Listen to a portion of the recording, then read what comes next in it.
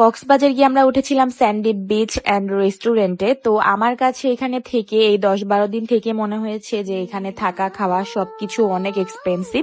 যেহেতু এটা কাঠের একটা রেস্টুরেন্ট বলতে পারেন, কাঠের একটা রিসোর্ট বলতে পারেন। এখান থেকে আপনি কক্সবাজারের ভিউ মানে সমুদ্র ভিউটা পাবেন খুবই কাছাকাছি। আপনি যখন তখন বিচে নামতে পারবেন, যখন তখন বিচে যাইতে পারবেন, গিয়ে বসে থাকতে পারবেন খুবই কাছাকাছি, যেহেতু এটা বিচের সাথেই। তো এইটা আপনাদের একটা সুবিধা, কিন্তু আমার কাছে মনে হয়েছে যে থাকা খাওয়া সবকিছু মেলায় হিউজ একটা অ্যামাউন্ট পড়ে যায়। তো এই অ্যামাউন্ট দিয়ে কিন্তু আমরা যে কোনো 5 স্টার হোটেলে থাকতে পারবো। তো আমার কাছে আমরা যে ভুলটা করেছি যে এবার আমরা এত টাকা দিয়ে আমরা এরকম একটা কাঠের রেস্টুরেন্টে ছিলাম, আমার মনে হয় যে এই টাকাটা দিয়ে আমরা যে কোনো 5 স্টার হোটেলে থাকতে পারতাম।